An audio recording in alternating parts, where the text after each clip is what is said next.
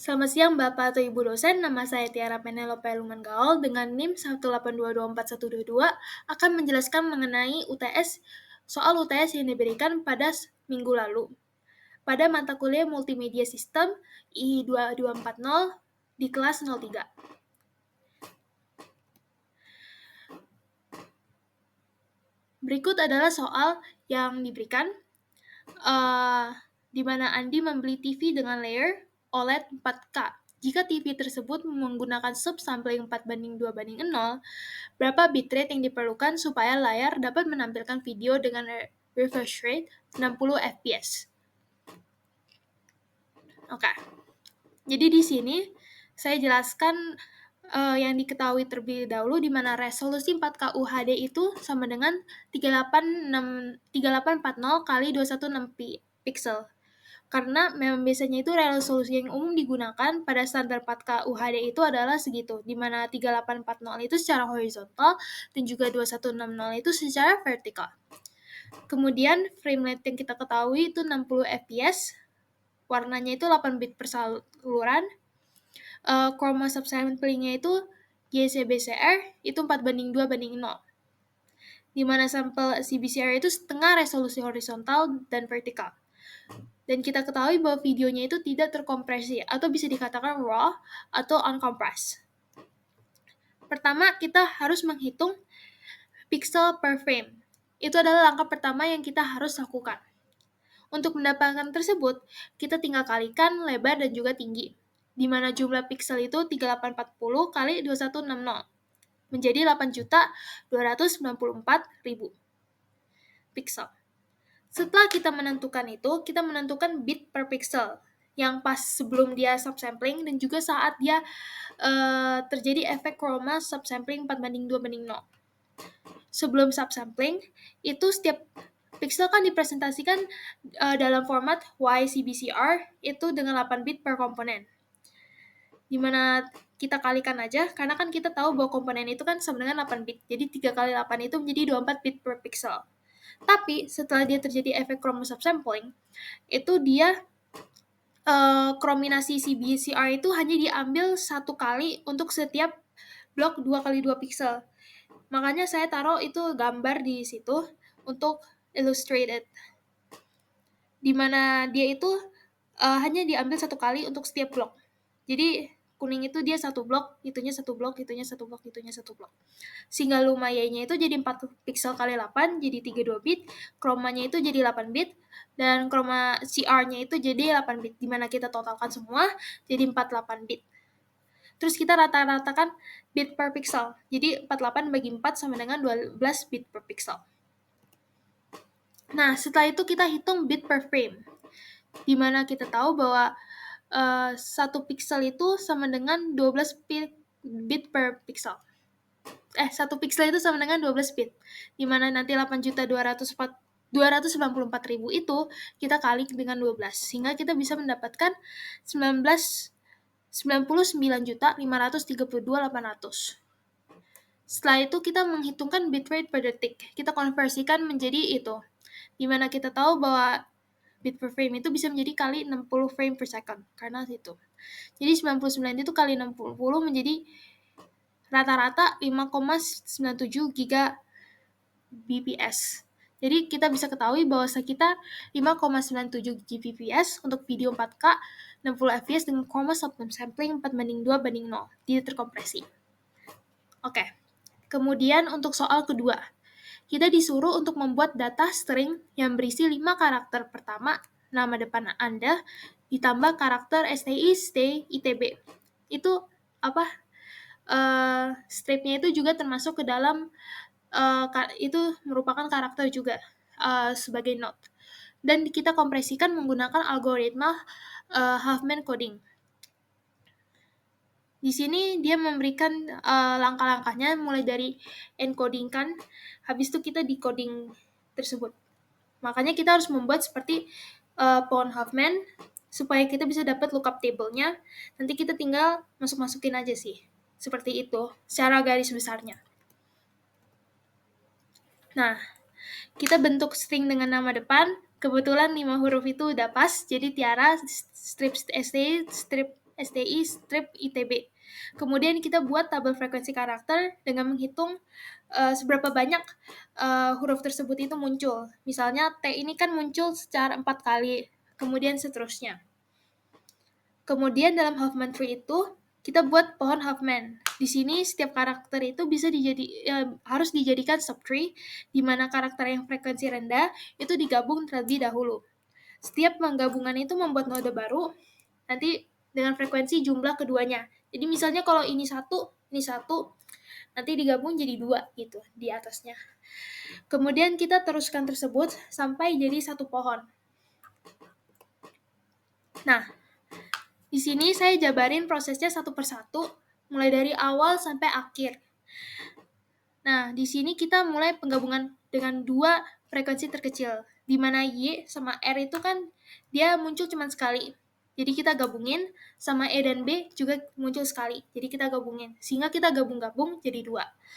Kemudian, untuk yang A dan S karena dia sama, dan sebenarnya tidak ada sisa lagi untuk yang I2, jadinya kita gabungin juga. Jadi I yang kedua itu kita taruh untuk nanti di tree yang lain gitu.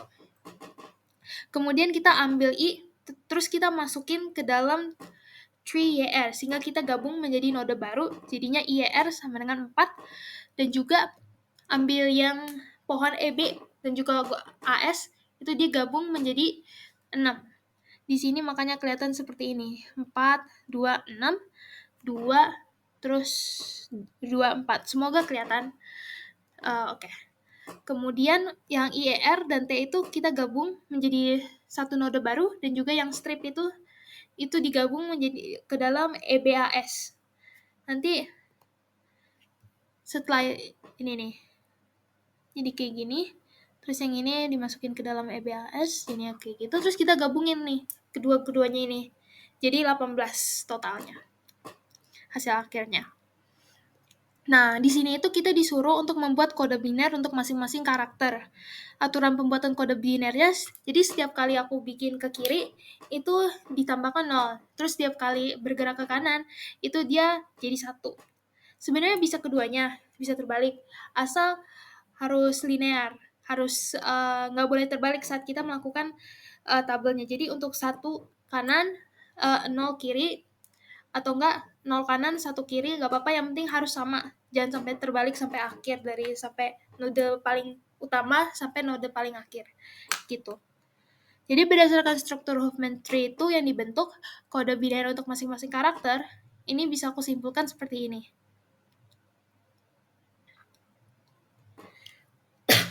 Nah, untuk menghitung rata-rata panjang bit dari hasil Huffman coding, digunakan rumus rata-rata sama dengan jumlah bit kode per total frekuensi.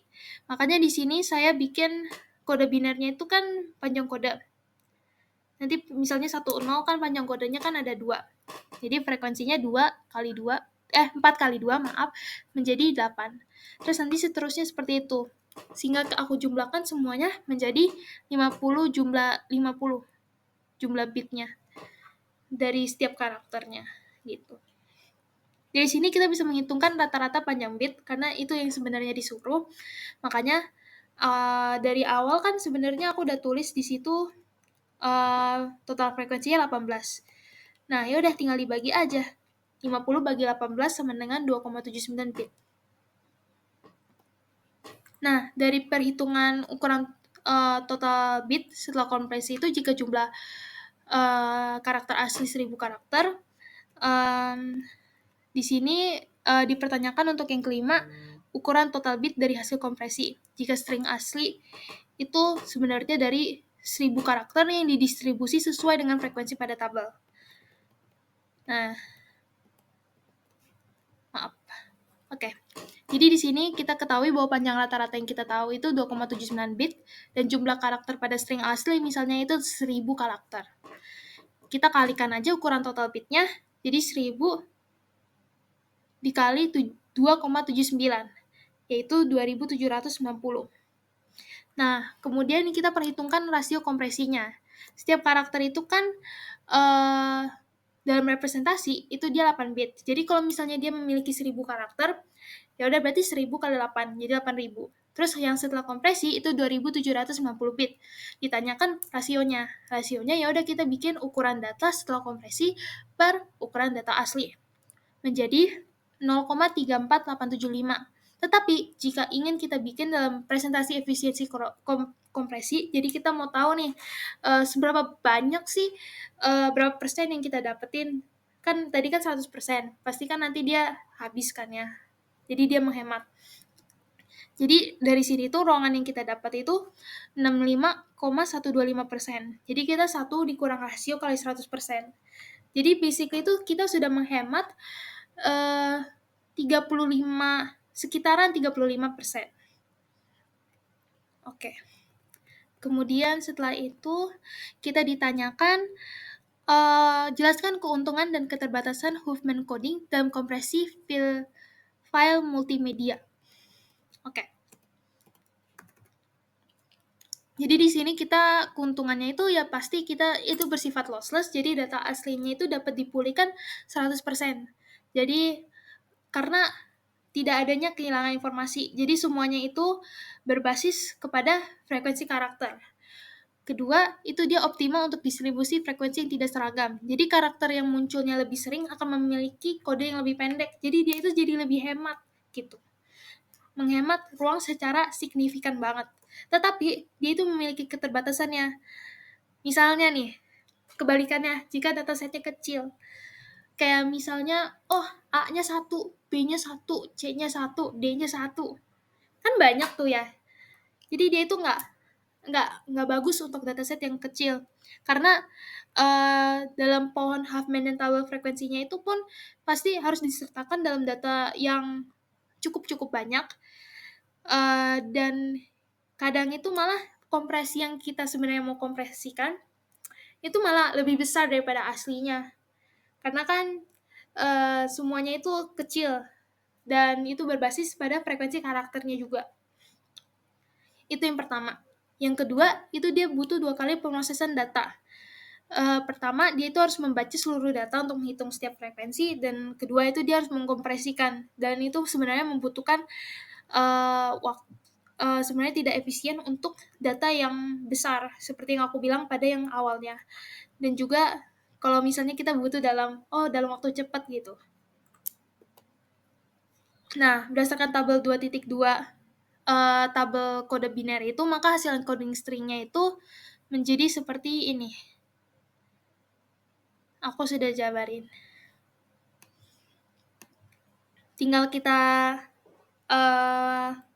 masukin aja, T-nya 10, terus kita masukin, dan juga seterusnya, seperti itu. Kemudian kita lakukan proses decoding. Di mana proses decoding itu kita harus pertama baca mulai dari root Huffman yang telah dibuat bit per bit.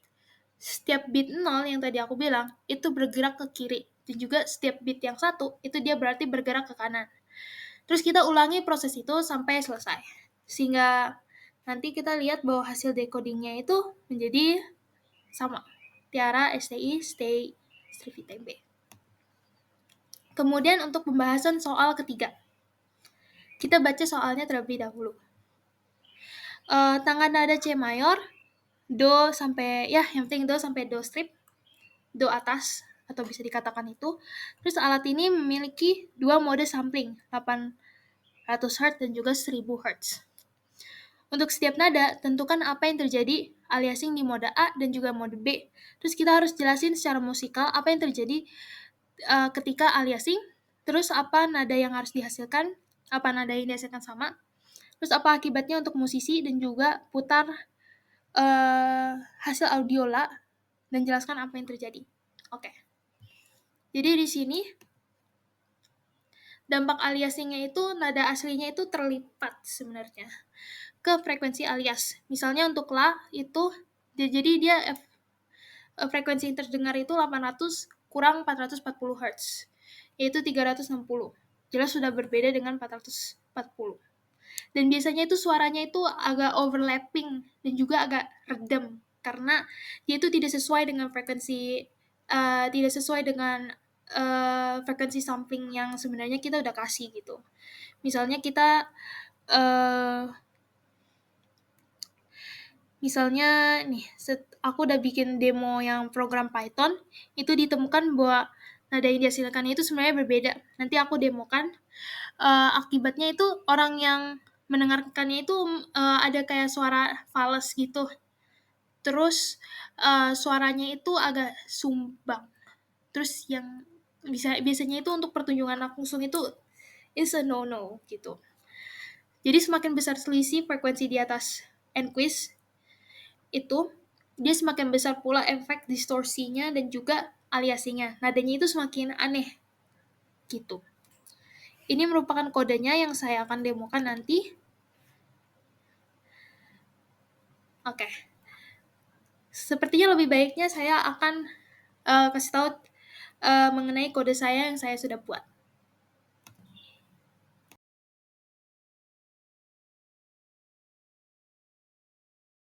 Sekarang saya akan menjelaskan mengenai demo kode Python yang telah dibuat. Pertama, kita harus inisialisasikan parameter terlebih dahulu, di mana durasi waktunya kita bikin 2 detik, dan kita bikin nada A, yaitu 440 Hz. Kemudian SR original itu laju sampling asli di standar CD audio. Kemudian kita milih mode via user input, di mana jika dia milih mode A, itu laju samplingnya itu secara target 800 Hz. Kalau mode B, dia itu menjadi 1000 Hz. Dan jika dia memilih yang lain, secara default dia itu menjadi 1000 Hz. Kemudian kita akan membuat sinyal aslinya, di mana kita membuat sinyal sinusoidal dengan laju sampling 44,1 kHz. Kemudian kita downsampling ke laju sampling target yang kita mau, yaitu antara 800 atau 1000, menggunakan fungsi resample. Kemudian kita upsamplekan untuk pemutaran. Jadi sinyal yang telah di downsample, kemudian kita upsample kembali ke 44,1 kHz agar dapat diputar dengan kualitas standar. Kemudian terjadi normalisasi, di mana kita itu normalisasi agar amplitudonya itu maksimum bernilai 1, sehingga mencegah distorsi saat pemutaran. Lalu kita memutar menggunakan sound device-nya.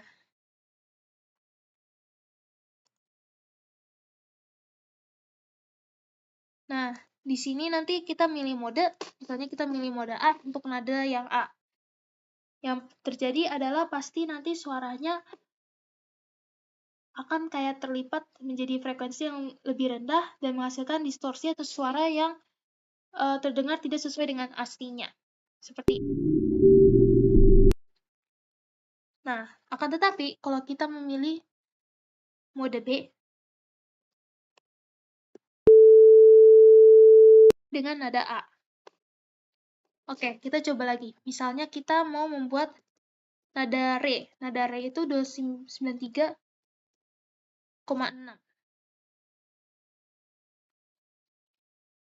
Kita coba. Kita masukkan ke mode A. Nah, dia menjadi nadanya sama. Kemudian, untuk mode B, nadanya juga sama, seperti nada Re. Mengapa seperti itu? Kenapa pas kita bikin nada A, frekuensi A, 440 Hz, di mode A, tapi suaranya kayak suaranya tidak sesuai gitu, kayak dia itu terjadi distorsi, terus suaranya tidak terdengar sesuai dengan aslinya, terus nadanya bukan nada A. Nah, ini karena tidak memenuhi syarat Nquist, di mana laju sampling 800 Hz itu yang kita dapat jika kita bagikan 2, itu akan menjadi frekuensi Nquist, di mana sebenarnya secara teori kita harus bikin frekuensi yang kita inputkan ini harus kurang dari 800 bagi 2, yaitu 400. Jadi kalau misalnya dia lebih dari ini, dia akan menghasilkan suara yang tidak sesuai yang kita inginkan. Sekian dari saya, terima kasih.